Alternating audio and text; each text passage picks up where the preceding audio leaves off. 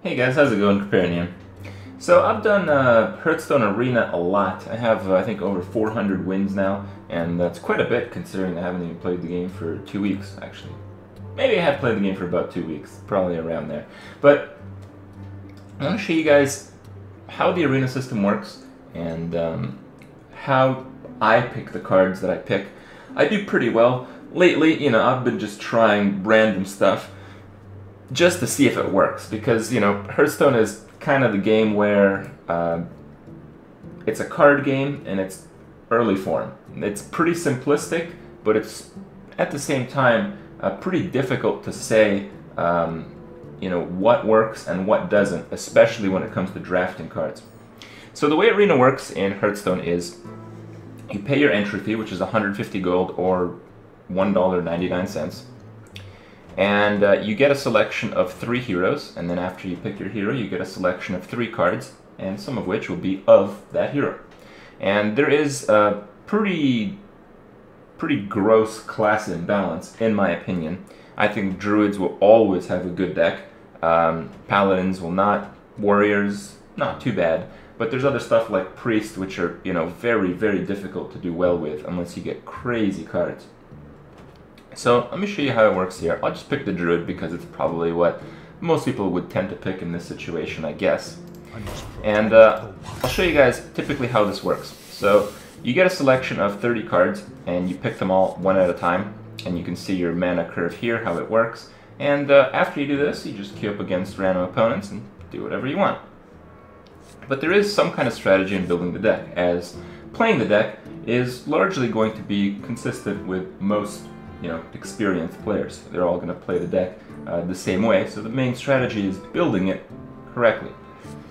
So you have to pick cards, and the ones that you pick are going to determine your success, for the most part. So what you look for in this thing is just solid cards. At the beginning, you're just looking for the most powerful cards. In this case, it's the Azure Drake. You're not making a Murloc deck. You probably don't have many secrets as a Druid, so you get the Azure Drake. Most of the time, the picks are very obvious. When you stumble upon something that's silence, you always want to pick it, especially at the beginning, because you can't guarantee that you'll get another silence. When it comes to cards with draw power, you want to pick those, because at the beginning, you don't know if you'll get enough draw power by the end. By the end, you may just get a bunch of shitty creatures. As you continue on, you want to keep picking, just solid cards after solid cards. With a Druid, the 2 ability is very strong, so you don't necessarily need a 2-drop. I'd probably get the 3-drop there, but all these are pretty good cards. What defines a good card is typically a card that is useful at the beginning of the game as well as useful near the end of the game. Taunts are very important in Arena because it's not a deck that you build yourself out of all the cards that you wanted, and sometimes you get the ones that you don't want all at the beginning, all in the same hand, and you lose board control right at the beginning. And to gain board control back, Taunt is very helpful. So picking this won't be a mistake, but Starfire is pretty overpowered, so I'm just going to pick that. When it comes to buffs, a lot of people make this mistake. So Mark of the Wild, yes, it buffs your creature, it's very good, but typically the creatures that you buff are the creatures that are going to get silenced or the creatures that are going to get killed. If you invest 2 cards in a creature and it gets assassinated by a rogue, then you lose 1 card advantage. So you have to be very, very careful with how you use the buffs, and you definitely want to avoid getting too many of them. So Mark of the Wild probably is the best selection here because you don't have any buffs yet, but at the same time Storm Spike Commando does have a dual purpose, a creature and a direct damage, so it's very good. Naturalize is fairly questionable at this stage, you still have 24 cards to go. Druid of the Claw, these are the signature Druid cards, so you can see this is a neutral card with the gray border. Signature cards are typically going to be a little bit better, but not always. Here we have the Shattered Sun Cleric, a big taunt, or another buff. I already have a buff, we're 8 cards in, I'm going to get another taunt. But, very often you get good cards versus good cards, so it can be a very close call. The best way to really learn Arena is to play it. You may lose a whole bunch, maybe instead you'd want to watch other people play it, I'm not too sure. But being familiar with how the game works, here it's actually a pretty close call. I already have a silence, so I think I'll pick Starfall. But knowing how this thing works is really very important because you'll get to understand which cards are powerful because they're going to be the cards that you we'll start seeing more often. They're going to be the cards that you're probably going to start losing to. You know, originally when I started Arena, I still did pretty well, but I have seen that you know, as time passed, people have gotten better and better at Arena, and as such, competition is a little bit better. And if you're just getting started now, it may be a little bit tougher. Every now and then you get legendaries, and this happens to be one of the case here, and that's pretty cool. I have seen the Black Knight used quite effectively, but most of the time you're just holding onto it in your hand and it's doing nothing. Malagos is kind of a lot to play, so you may not see him in most games. And Leroy is a pretty good game finisher because, you know, charge, 6 damage for 4. Pretty damn good. So I think here the obvious choice is actually Leroy, especially considering that you're a druid, and especially considering that as a druid, you can kill 1/1s quite easily. So you can summon Leroy for 4, and then for 2 you can kill one of the 1/1s, which then could no longer kill Leroy that turn. You can save Leroy from the whelps, so that's pretty good stuff there. Now as you're picking these cards and you're getting into the 20s, you want to start looking at your curve. You want to see what you're missing. So the druid ability is 2, so 2 is pretty strong, but you also have a lot of 4s. So as the game progresses, you may have difficulty casting odd number of cards. So here you have a nice selection between the Demolisher and the Cobra. I think the Cobra is the best pick, but Demolisher is also very, very close.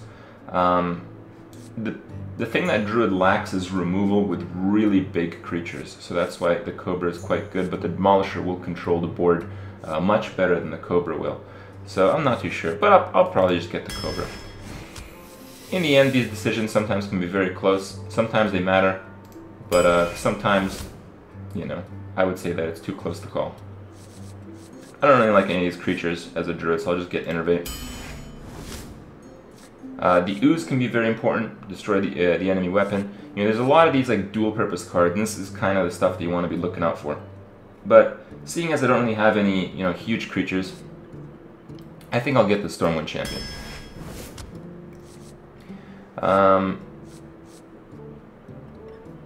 Now it gets a little interesting here. Do I want a 4-drop, a 6-drop, or a 5-drop? I think I'll get the 5-drop. Though I think the Chillwind Yeti is the best card there.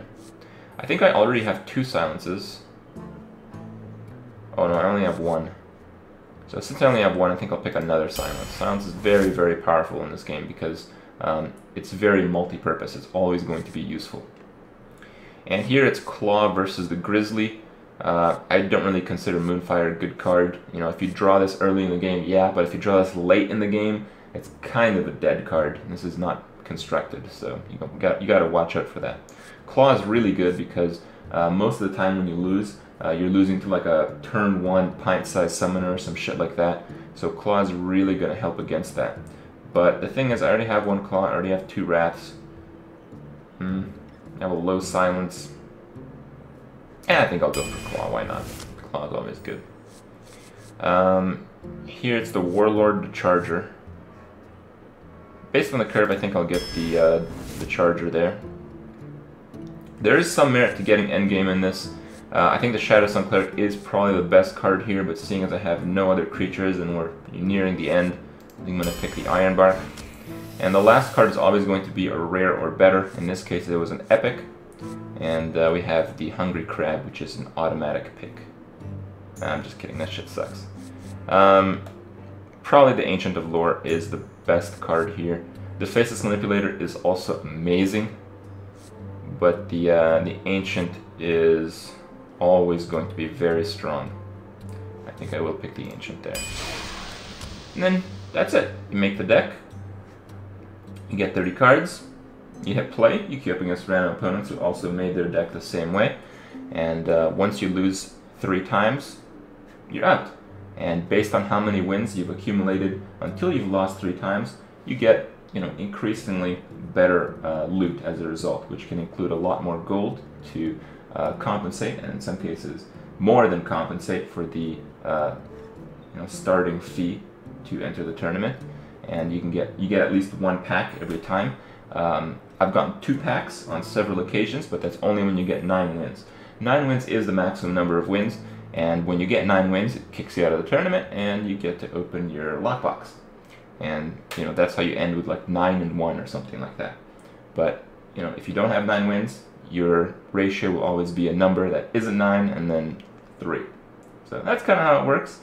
In my opinion, this is pretty much the main way that I think most of you will enjoy playing Hearthstone, as constructed is fairly repetitive and you pretty much run to the same shit again and again.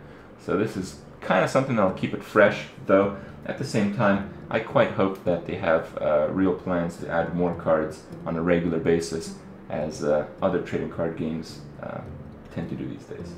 So that's about it. Hope you guys enjoyed it. Hope you guys learned something. I'll see you guys tomorrow.